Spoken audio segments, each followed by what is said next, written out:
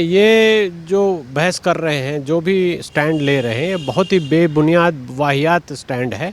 सबसे पहले आप देखें दिल्ली में इन्होंने किया क्या कि बिजली और पानी फ्री कर दिया, एक लिमिट तक किया। वो भी बहुत ज़्यादा लोगों को उससे कोई फ़ायदा नहीं हुआ, लेकिन उसकी आड़ में इनको इतने वोट मिल गए, लोग धोखे में आ गए कि अब आकर ये हज़ारों करोड़ के घपले कर रहे हैं। स्कूल का घपला बड़े लेवल पर चल रहा है। जब सीबीआई उन चीज़ों को पकड़ेगी या जो भी सामने इन्वेस्टिगेशन में आएगा, तब दिखाई देगा कि दिल्ली की जनता को एक झुंझुना पकड़ाकर इन्होंने दिल्ली की जनता को ठगा है। मुझे ऐसा लगता है कि कोई ना कोई इसमें दिशा निर्देश जारी होंगे, या तो सरकार कोई कानून बनाए कि जब आप इलेक्शन के पहले जो प्रॉमिस करते हैं, उन प्रॉमिसेस को पूरा करने का आपको पहले जस्टिफिकेशन देना होगा। ऐसे ही आप नहीं कह देंगे कि हम सबका ये माफ़ कर देंगे, वो कर देंगे, बिजली फ्री कर देंगे, पानी फ्री कर देंगे। आम आदमी पार्टी अब शराब पर कुछ नहीं बोल रही है, शिक्षा का ढिंढोरा पीट रही है, भारत रत्न मिलना चाहिए, देश सेवक है, देशभक्त हैं, ऐसी बकवास वाली बातें कर रहे हैं। अरे जिस आदमी ने चोरी की है, रूल्स को मरोड़ा है, जो हमारी एक्साइज पॉलिसी है उसको तोड़ मरोड़ कर फ़ायदा पहुंचाया है, सरकार का टैक्स गायब किया है, तो उस आदमी को शिक्षा का देने का या किसी तरह का कोई क्रेडिट देने का कोई अधिकार किसी को नहीं है। मेरा तो ऐसा मानना है कि इनको सबसे पहले गिरफ्तार किया जाना चाहिए। और ये मंत्री रहेंगे तो गवाहों को डरा सकते हैं, धमका सकते हैं, बहका सकते हैं, लालच दे सकते हैं, फाइलों को गायब कर सकते हैं, इसलिए इनको सबसे पहले मंत्री से हटाया जाना चाहिए। सर, आज फ्री बीस को लेकर जो याचिका सुप्रीम कोर्ट में लगाई गई, उस पर सुनवाई हुई और सुप्रीम कोर्ट ने सख्त टिप्पणी करते हुए चीज़ों का निर्देश दिया है, बताया है कि कल्याणकारी योजना क्या है और फ्री बीस क्या है, इसको एक पहचान देना बेहद ज़रूरी है। और वहीं सीजीआई की तरफ से अरविंद केजरीवाल के मॉडल को लेकर भी एक टिप्पणी की गई, जिस तरीके से सिंगापुर को लेकर बार बार पे बयानबाजी करते हैं अरविंद केजरीवाल। हाँ, ये पिटीशन पहले से चल रही थी। इसमें पहले सुप्रीम कोर्ट ने बोला था कि हम एक कमेटी बनाएंगे जिसमें इलेक्शन कमिश्नर सब लोग रहेंगे और ओपिनियन आएगा, उसके बाद कोई गाइडलाइन या कोई दिशा निर्देश बनाएंगे। तो आज पॉलिटिकल पार्टीज इसमें पार्टी बनी है, डीएमके भी बनी है और आप भी बनी है, और इन दोनों को अच्छी खासी फटकार सुप्रीम कोर्ट ने लगाई और ये बोला कि आप जो ये मॉडल सिंगापुर का कह रहे हैं और ऐसी बातें कर रहे हैं, ये सब बिना सिर पैर के हैं। आपको इलेक्शन के समय जो झूठे वादे करने हैं, जो वादे लंबे चौड़े आप कर देते हैं कि हम ये करेंगे वो करेंगे और इलेक्शन के बाद आप नहीं करते, तो सबसे पहले आप जो करें वादे उसका एक जस्टिफिकेशन देना होगा कि वो पैसा आप कहाँ से लाएंगे, कहाँ से वो बजट आएगा। लोगों की आंखों में धूल झोंकने के लिए आप ऐसी झूठी वादे नहीं कर सकते। इसलिए सुप्रीम कोर्ट ने आज बहुत ही सख्त शब्दों में ऐसा कहा है और ये पिटीशन आगे चलेगी। इसमें मुझे ऐसा लगता है कि कोई ना कोई इसमें दिशा निर्देश जारी होंगे, या तो सरकार कोई कानून बनाए कि जब आप इलेक्शन के पहले जो प्रॉमिस करते हैं, उन प्रॉमिसेस को पूरा करने का आपको पहले जस्टिफिकेशन देना होगा। ऐसे ही आप नहीं कह देंगे कि हम सबका ये माफ़ कर देंगे, वो कर देंगे, बिजली फ्री कर देंगे, पानी फ्री कर देंगे। उससे जो टैक्स पेयर मनी है या जो दूसरा पैसा है सरकार के पास, उस पर क्या असर पड़ेगा, उसका जस्टिफिकेशन आप दीजिए। और उसके बाद जब आप इलेक्शन जीत कर आते हैं, जब आपकी सरकार बन जाती है, तब आपको वो जस्टिफाई करना पड़ेगा कि आपने जो कहा था वो अब आप ऐसे ऐसे करें। तो इस बारे में इलेक्शन कमीशन का मुख्य रोल रहेगा कि आप झूठ बोल रहे हैं तो आपकी पार्टी, ऐसा प्रेयर भी किया गया है कि इन पार्टियों का सिंबल ले लिया जाए, इनका रजिस्ट्रेशन कैंसिल किया जाए। इस दिशा में ये बात जा रही है, जो कि हमारे डेमोक्रेसी के लिए बहुत अच्छी बात है। कल भी इस पूरे मामले पर सुनवाई होनी है और सुप्रीम कोर्ट ने ये भी कहा है कि आज अगर हम इस मुद्दे पर सुनवाई कर रहे हैं तो ये फ्यूचर के लिए काफ़ी ज़्यादा ज़रूरी है। वहीं आम आदमी पार्टी सरकार बार बार पे इन चीज़ों का जिक्र करती है कि पार्टी को टारगेट करने के लिए हमारे द्वारा जो सुविधाएं दी जा रही हैं उनको टारगेट करने के लिए याचिका लगाई गई है, कामों को रुकवाना चाहते हैं कुछ लोग। देखिए, ये जो बहस कर रहे हैं, जो भी स्टैंड ले रहे हैं, ये बहुत ही बेबुनियाद वाहियात स्टैंड है। सबसे पहले आप देखें दिल्ली में इन्होंने किया क्या कि बिजली और पानी फ्री कर दिया, एक लिमिट तक किया।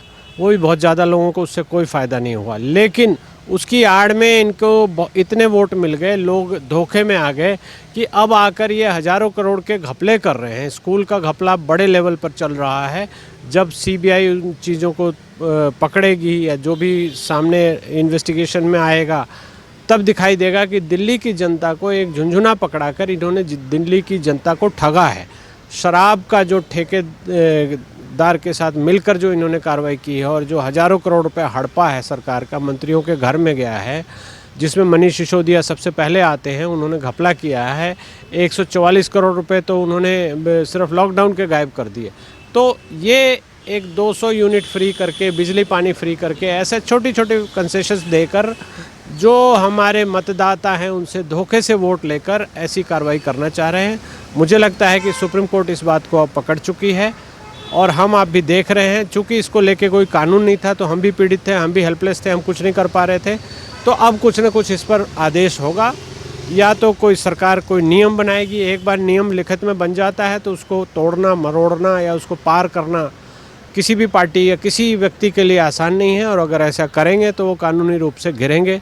इसलिए ये एक बहुत ही अच्छी बात है, अच्छी शुरुआत है और सुप्रीम कोर्ट इस पर सख्त है, तो बहुत ही अच्छी बात है। हमको इसका पूरा स्वागत करना चाहिए। सर, एक तरफ जहां पर ये फ्री बीस को लेकर दिल्ली में याचिका लगी हुई है, सुप्रीम कोर्ट में याचिका लगाई गई है, वहीं दूसरी तरफ अगर बात करें दिल्ली के डिप्टी सीएम मनीष सिसोदिया की, तो कहीं ना कहीं उनकी मुश्किलें भी बढ़ती जा रही हैं, क्योंकि एक तरफ सरकार के ऊपर ये सवाल है, वहीं दूसरी तरफ सरकार में मंत्री होते हुए दिल्ली के उप मुख्यमंत्री हैं मनीष सिसोदिया, उनको लेकर भी सीबीआई का शिकंजा लगातार बढ़ता जा रहा है।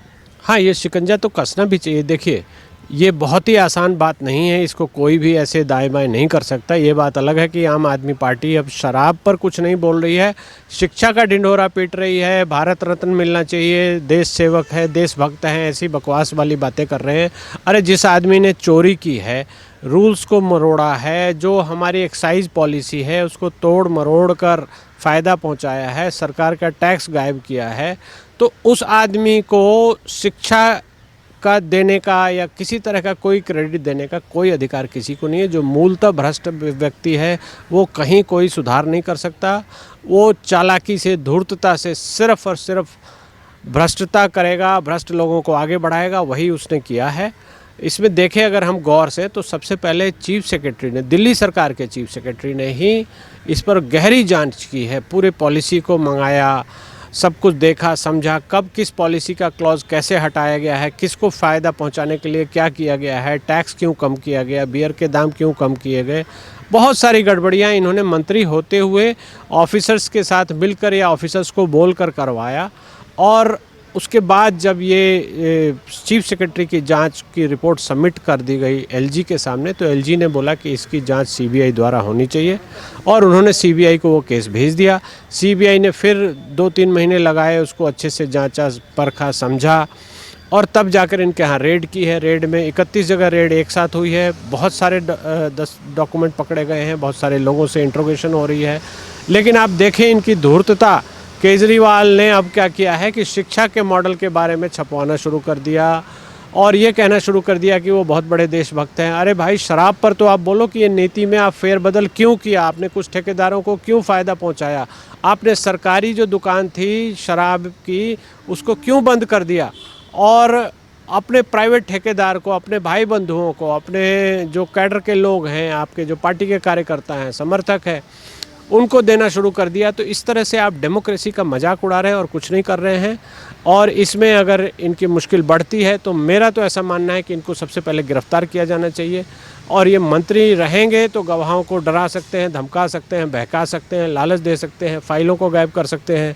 तो इसलिए इनको सबसे पहले मंत्री से हटाया जाना चाहिए और इनको गिरफ्तार होना चाहिए। अरविंद केजरीवाल जो एक ईमानदार सरकार का दावा करते थे, वो इस बात को बोल ही नहीं रहे हैं, वो ढक रहे हैं, सिर्फ शिक्षा के मॉडल की बात कर रहे हैं।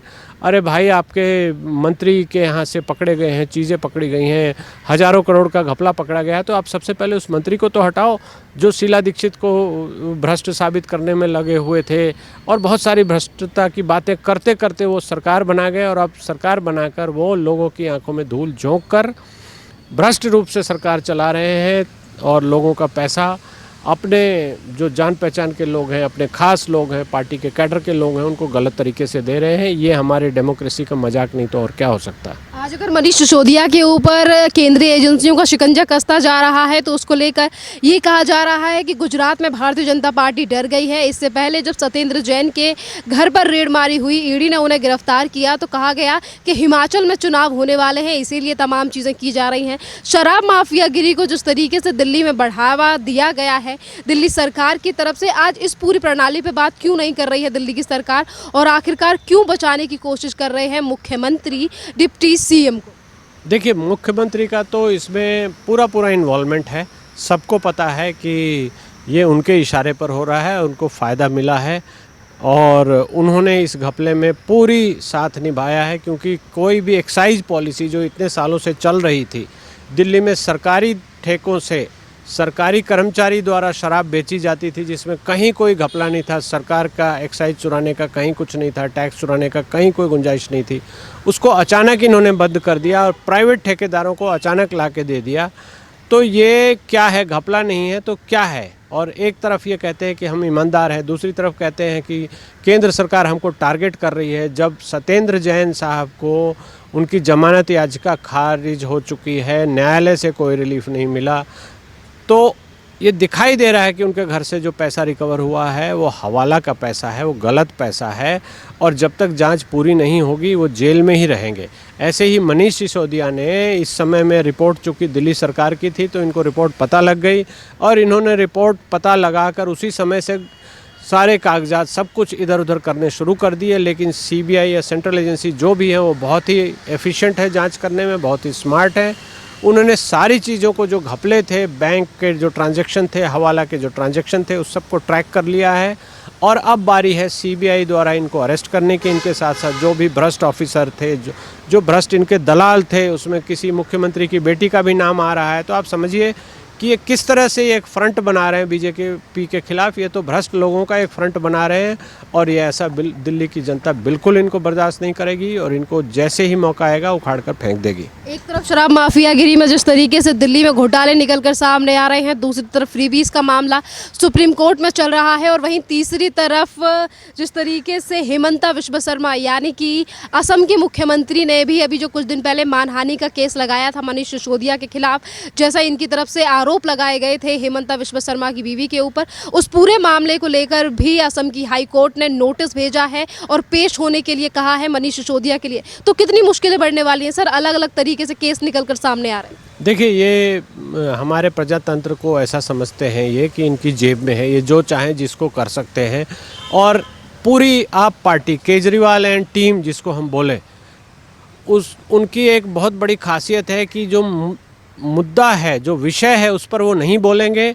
जब आप शराब के लिए सीबीआई की रेड होगी तो वो शिक्षा का ढिंढोरा पीटेंगे, जब शिक्षा के लिए पकड़ा जाएगा तो वो हेल्थ का ढिंढोरा पीटेंगे, जब उनके मंत्री भ्रष्ट पकड़े जाएंगे तो वो कहेंगे कि हिमाचल में चुनाव हो रहे हैं इसलिए हमको तंग किया जा रहा है। अब कह रहे हैं कि दिल्ली में चुनाव हो रहे हैं तो गुजरात में चुनाव हो रहे हैं तो हमको टारगेट किया जा रहा है।